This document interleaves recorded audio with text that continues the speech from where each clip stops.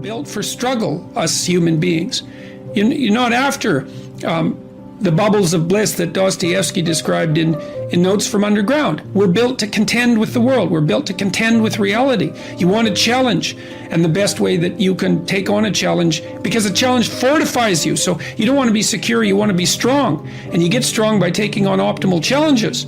And so you lay out your destiny in the world, and you take the slings and arrows of fate, and you make yourself stronger while you're doing so. And you might fail, and fortune might do you in, but it's your best bet. And people have extracted unbelievable successes out of catastrophic failures. And I'm not saying that in a naive way. I know perfectly well what happens to people. You're doing fine in life, and then you get cancer, and then 6 months later you're dead. And all the heroism in the world isn't going to save you at that point. But that's not the point. That's not the point. Life is bounded by mortality, but that doesn't mean that you don't get out there and contend, and you develop by contending, and you minimize the net amount of suffering in the world. And that's something, man, that's something. Courageous and truthful and resilient and reciprocal in their interactions with other people.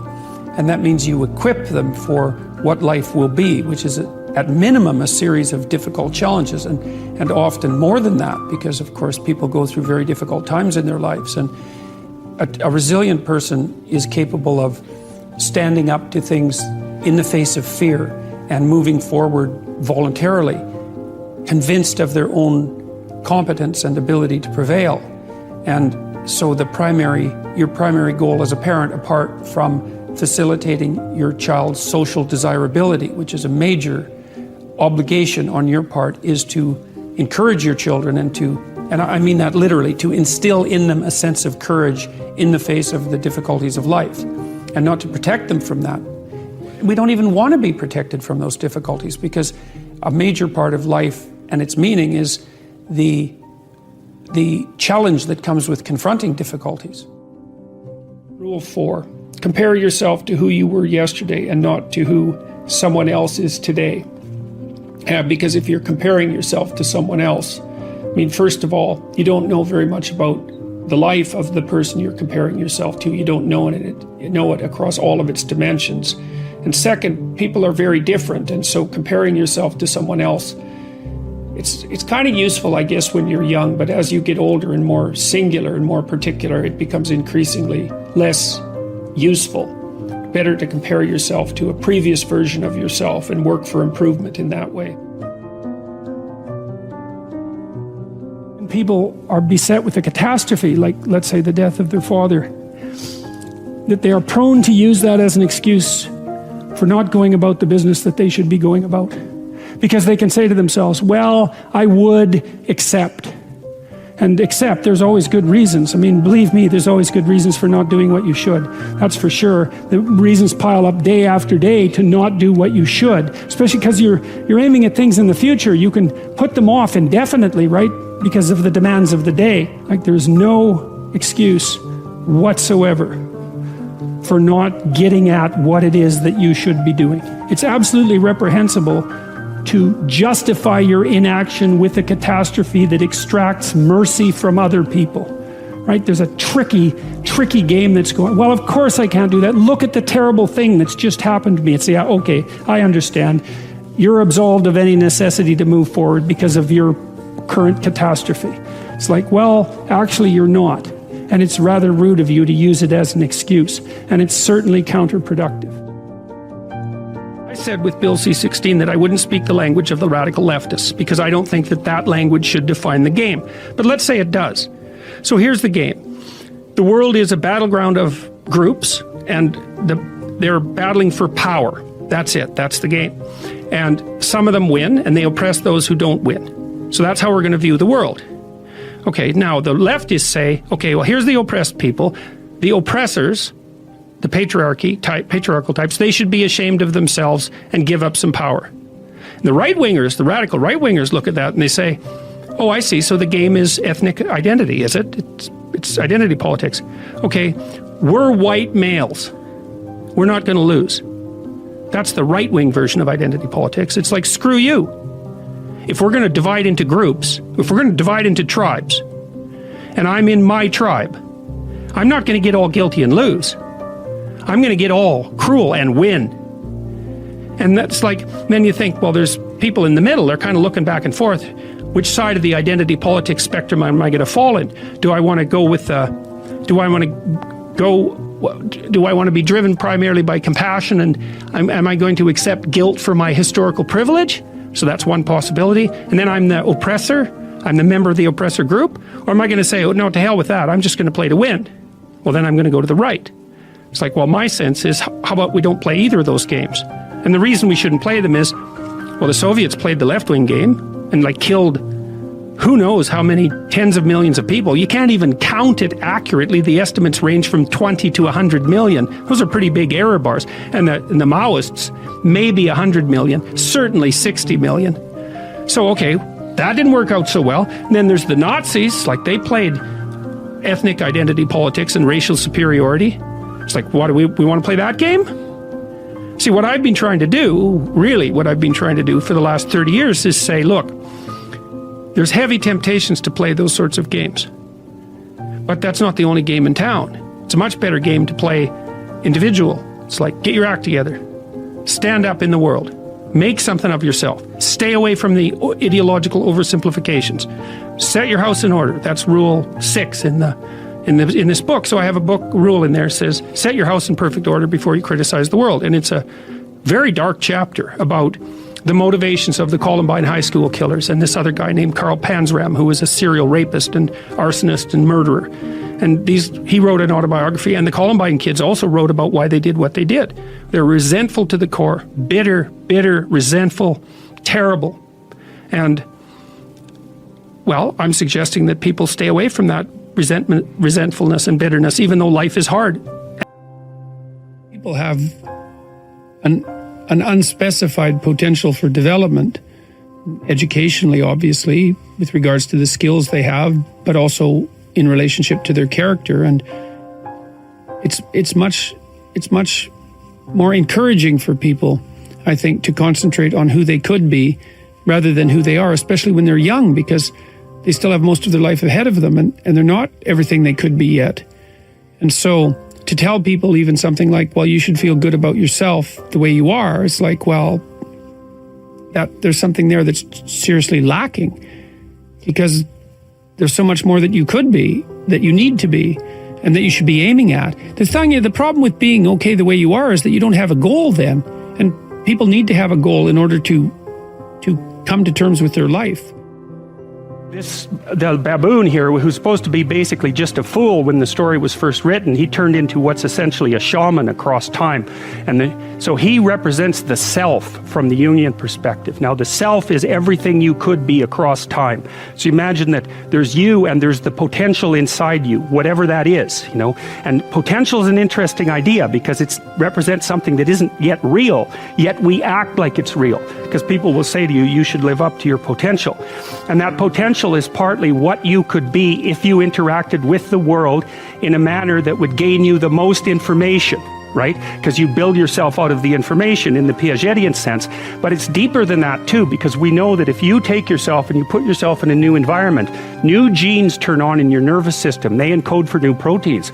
And so you're full of biological potential that won't be realized unless you move yourself around in the world into different challenging circumstances, and that'll turn on different circuits.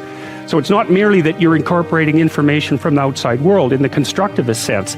It's that by exposing yourself to different environments, you put different physiological demands on yourself all the way down to the genetic level, and that manifests new elements of you.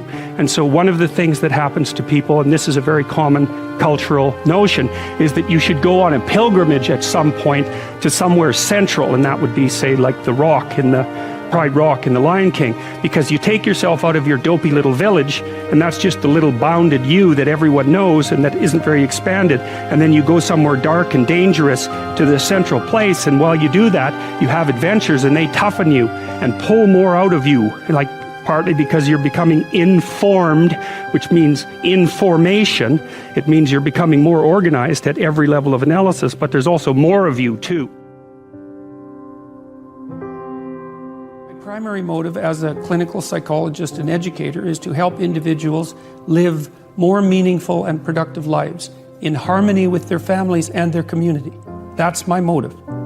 And the evidence for that, I think, is, well, if people go online, and first of all, you can watch the lectures and decide for yourself, but you can also go, I suspect probably maybe 250,000 people have commented on the lectures and their effects on them. And so that's what people say. I'm watching the lectures, I'm trying to develop a vision for my life, I'm trying to become more responsible, and it's really helping. And that's what I hear all the time when I do these public lectures, which aren't political. But when we gain success, we raise the bar. We set our ambitions higher.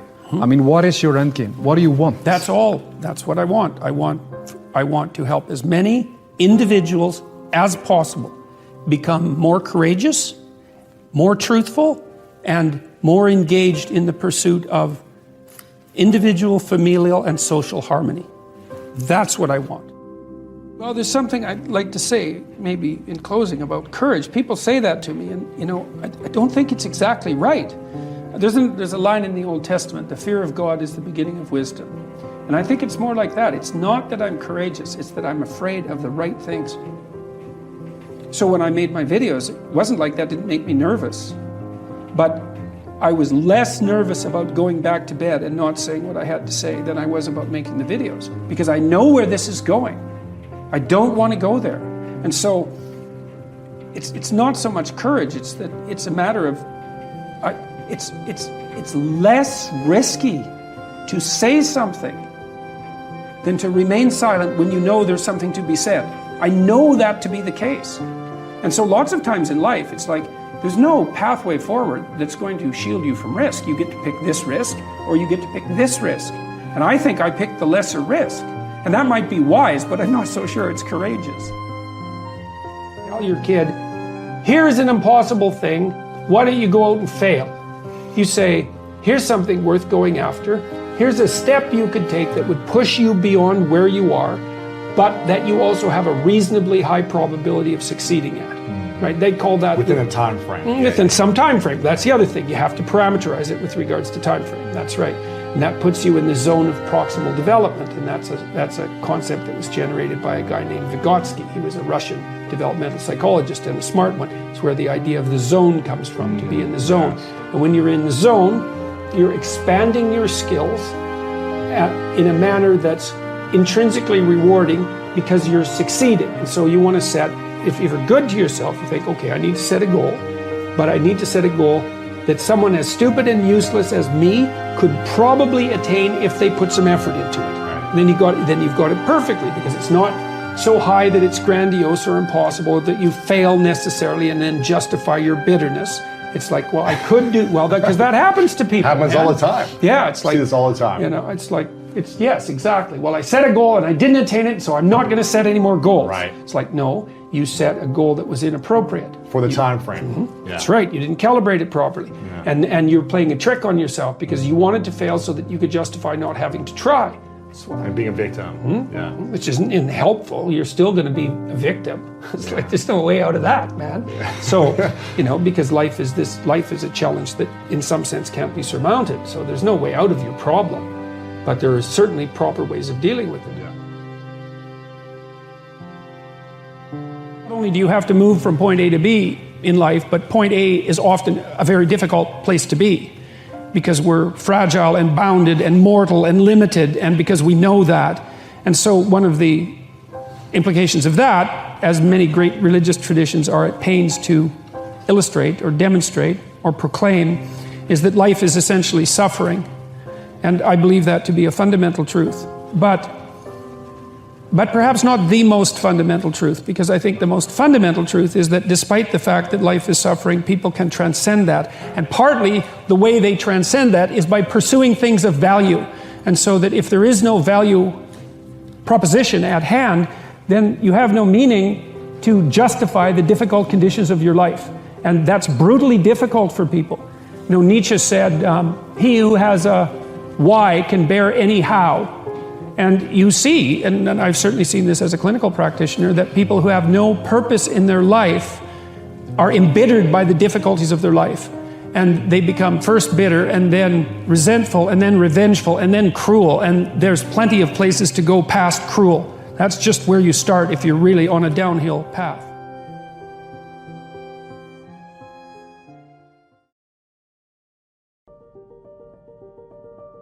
The more radical the necessary change, the more pain that accompanies it. Like the more opportunity as well. And a lot of what we learn painfully. And so it's not surprising that people shrink away from learning. We learn in pain and anxiety very frequently. Everyone knows that. It's like the things that you really learned in life, it's like, it was no joy, man. Like it took you out. And so the fact that people flee from that is hardly surprising. But it doesn't help, that's the thing. It just stores up the catastrophe for later. And so the better idea is to eat a little poison every day so that you don't have to overdose in a month. It's something like that. And it is the case that I think because you aren't forced to, first of all, you don't learn unless you're forced to learn. I know there's alternatives to that. There's the voluntary search for knowledge, and that's a fine thing, and that is an antidote to this. But apart from that, speaking more practically, you tend not to learn unless you're forced to learn, and what you tend to learn by force are difficult lessons. And so people are very prone to not seek that out.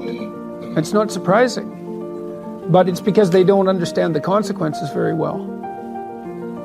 You know, it's because they're convinced that there's some way of forestalling the necessary learning, and there isn't any way of forestalling it. All you do is make it worse in the future. You make yourself smaller, and you make the lesson harder. And so that's why in so many religious doctrines there's emphasis on humility. You know, and humility isn't to debase yourself. It's to understand that you don't know enough so that your life isn't going to be miserable. And so every chance you get to grab something new that will help you along your way, you should take it as fast as you can. But you have to have a very tragic, I would say, view of reality, and also a harsh one, because it's not just tragedy, it's also malevolence. You have to understand that those are waiting for you, and that makes you desperate enough to learn, and that might make you desperate enough to fall out of your ideology. But that's a hard way of looking at the world. You kind of have this idea that, well, you're free as a child, and then let me see if I can put this properly, that you have a certain delightful, wonderful, positive freedom as a child, and then that's given up as you approach adulthood. But the truth of the matter is that you have a lot of potential as a child, but none of that is capable of manifesting itself as freedom before you become disciplined. And discipline is a matter of the imposition of order, and the order is necessary, especially for people who are hopeless and nihilistic. And lots of people are hopeless and nihilistic. Way more people than you think. And part of that is because no one's ever really encouraged them. And so the book is in part a matter of encouragement. It's like, lay a disciplinary structure on yourself, get the chaos in check, and then you can move towards a state that's freer, because it's discipline first. Like, look, if you're going to become a concert pianist, there's going to be several thousand hours of extraordinarily disciplined practice. That's the imposition of order on your potential, let's say. But what comes out of that is a much grander freedom. And so in virtually every freedom that you have in life that's true freedom is purchased at the price of discipline.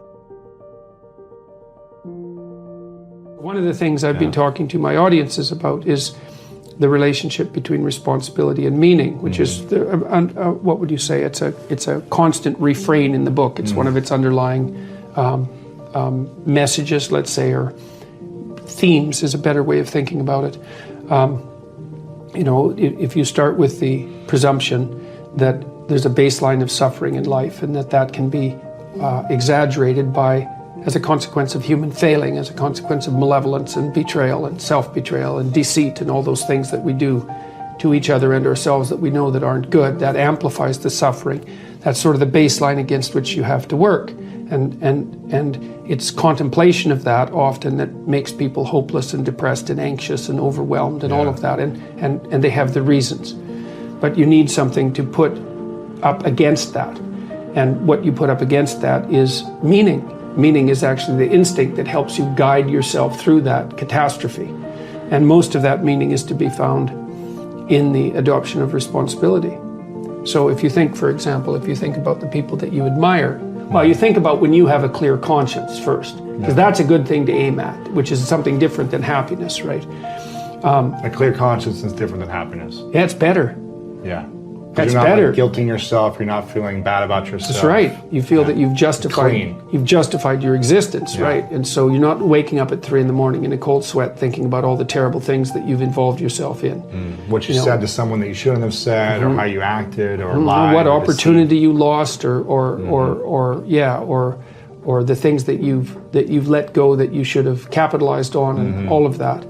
And so, if you think about the times when you're at peace with yourself with regards to how you're conducting yourself in the world, it's almost always conditions under which you've adopted responsibility, right? At least the most guilt I think that you can experience, perhaps, is the sure knowledge that you're not even taking care of yourself, so that you're leaving that responsibility to other people, because that's pretty pathetic. And unless you're psychopathic and you're living a parasitical life, and that characterizes a very small minority of people, and an even smaller minority think that's justifiable. But most of the time you're in guilt and shame because you're not only are you not taking care of yourself, let's say, so someone else has to, but you're not living up to your full potential. And so there's an existential weight that goes along with that. Your best bet is truth. But that doesn't necessarily mean that's always going to do the trick, right? I mean, sometimes you go fight a dragon and it eats you. And if you being eaten wasn't a real possibility, it wouldn't be a real fight. And so you see people, like I've seen people in my clinical practice sometimes. I had one client in particular who was undergoing a particularly vicious divorce with someone who was really seriously inclined to take him out and would do pretty much everything at her disposal to do so. And I strategized with him for about 3 years, and we did everything, and hyper carefully. He was a very conscientious and diligent person, and he put into practice everything that we discussed and strategized, and he still he got backed into a corner so hard that I didn't know how to help him anymore. So I would say, however, that he was a very truthful person throughout that, and one thing he did do was, part of it was a custody battle, and he did manage, despite his decline in consequence of being repeatedly cornered, I would say, he did manage to establish what I think was a lasting relationship with his kids. So he might have got enough out of what he did to justify it, even though the whole landscape was pretty awful. I think that not lying is your best bet, but life is hard and people get run over, and it doesn't necessarily mean that you're going to emerge in any obvious sense triumphant. But if you take the alternative path, especially when you're facing severe tribulations, let's say, and you complicate those with deceit, you can be sure that whatever tragedy that you're confronting is going to turn into not only tragedy, but something very much akin to hell. And so you might be able to at least minimize the degree of suffering, even if you can't overcome it or transcend it. And that's something, So you start your path and you think that you're heading, towards your star. And so you go in that direction. And then, because you're here, the world looks a particular way, but then when you move here, the world looks different, and you're different as a consequence of having made that voyage. And so what that means is that now that thing that glimmers in front of you is going to have shifted its location, because you weren't very good at specifying it to begin with, and now that you're a little sharper and more focused than you were, it's going to reveal itself with more accuracy to you. And so then you have to take it's almost like a 180-degree reversal. But it isn't, because, you've gone this far, and that's a long ways to get that far. But that's a lot farther than you would be if you just stayed where you were, waiting. And so it doesn't matter that you overshoot. continually. Because as you overshoot, even if you don't learn what you should have done, you're going to continually learn what you shouldn't keep doing. And if you learn enough about what you shouldn't,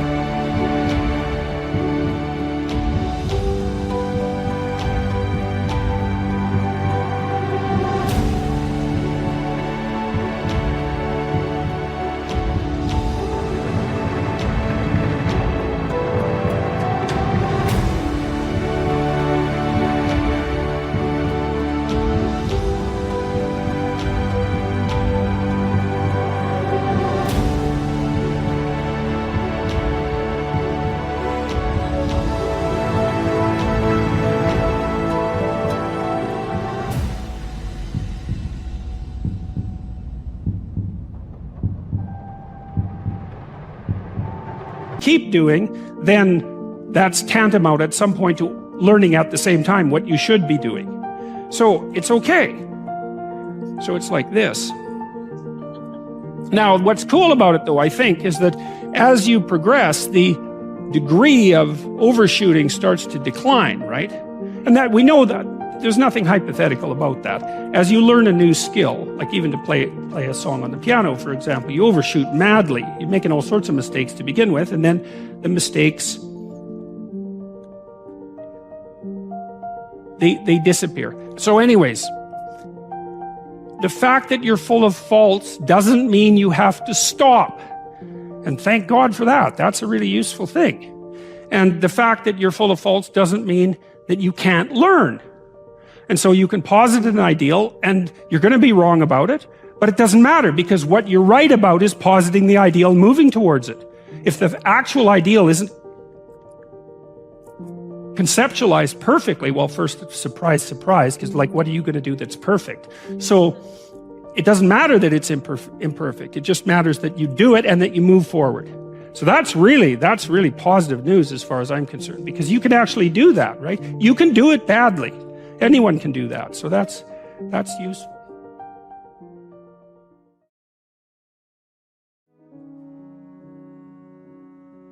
I'm having a hard time disciplining myself. I particularly struggle to establish a schedule. How did you make a schedule so that many of your highest goals could be attained? I know that you've talked about making a schedule on many occasions, but I would like a look inside your schedule from the time that you think was your prime. Well, some people find it harder than other people to make a schedule. You know, one thing you might consider doing is doing the personality test at understandmyself.com and seeing what you're like. You know, maybe you're particularly low in conscientiousness, in which case making a schedule and sticking to a routine, an orderly routine, is going to be quite difficult for you.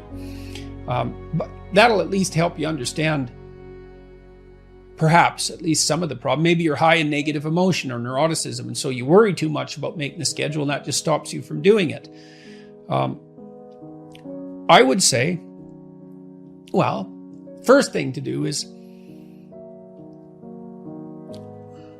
there's two things you could do. First of all, the first thing you might want to do is figure out why you want to make a schedule to begin with. So you talked about goals. Well, what is it that you want to accomplish?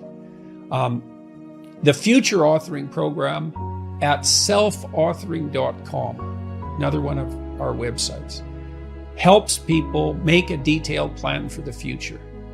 And so you can't really have a schedule without having a plan, because the activities you schedule should be intelligently related to goals you wish to achieve that are important to you. And so you need to have goals that you wish to achieve that are important to you, and you have to know what they are. And that's complicated, right? That's like a plan for your life. So it's very difficult. And so that's why we produced this exercise, which helps step you through the process of deciding what you want and need. There's a present authoring program there too that helps you identify your virtues and your faults. And part of your plan can involve capitalizing on those virtues and rectifying those faults. And so that can be an interesting addition to this process. But in any case, you have to figure out what you want. And then you have to figure out how to decompose what you want into actionable steps, right? And those would be the sorts of things that you could put in a schedule. Now, that would mean that your schedule would hypothetically consist of things that maybe you don't exactly want to do, although that would be good, but at least you understand the importance of doing and are therefore somewhat motivated to do. And then you need to break those steps down into small enough increments that you're highly likely to undertake them. So for example, this is a trivial example, maybe you have to do a report on a given topic for school and you're not very good at that. Well, maybe you could go to the library one day and just check out the library. That might be enough. And then maybe you could go to the library and take out a book. And then maybe you could open the book and look through it. Those would be on different days. And then maybe you could sit down and read the first page of the book. And if you can't do that, then the first paragraph. You have to negotiate with yourself and figure out what the largest step you would take towards your goal is that you would take. And if you don't do it, then you make the step smaller and smaller until you find something that you would do. The next thing you need to do, potentially, is to familiarize yourself with a scheduler like Google Calendar. So the first thing to do is open it, and then maybe to figure out how to put in a task and then a repeating task. And might be a pretty simple one to begin with. It's like, well, why don't you list waking up and specify a time, or going to bed and specifying a time, an approximate time anyways, or put in the schedule when you eat. And those are things you do every day. And so that's something you're pretty likely to do. And so that's a success for you. And then, well, then you can start by putting in something small. Maybe you need to read, maybe you need to exercise, maybe you need to have a social event with people. Maybe you need to watch TV, a movie, whatever. It doesn't matter what it is. Hopefully it's something you want to do. Put it in the schedule. And you could start by scheduling the things that you would like to do. So you can imagine, well, I like going out to movies. I like going to the mall. I like hanging around with my friends. I like watching TV. I like reading a book. I like listening to music. Well, then schedule those things.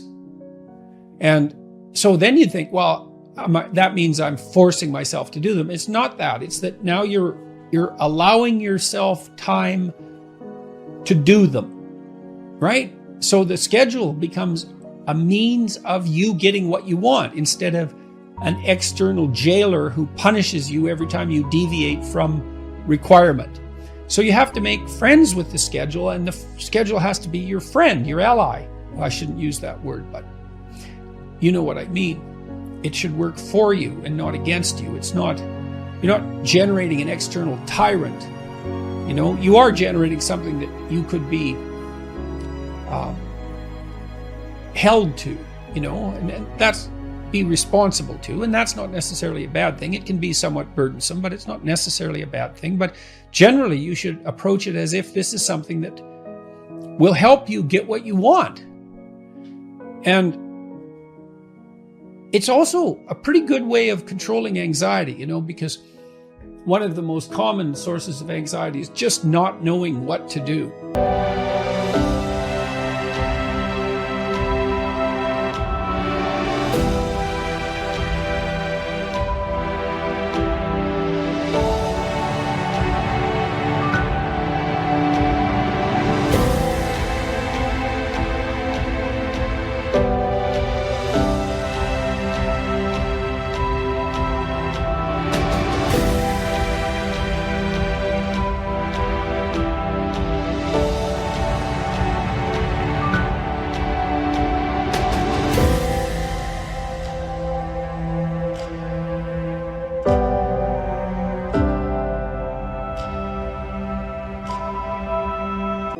People often think about that as boredom, and it is boredom to some degree. It can be, but it can also be very anxiety provoking. It's like, well, what should I do? I don't know what to do.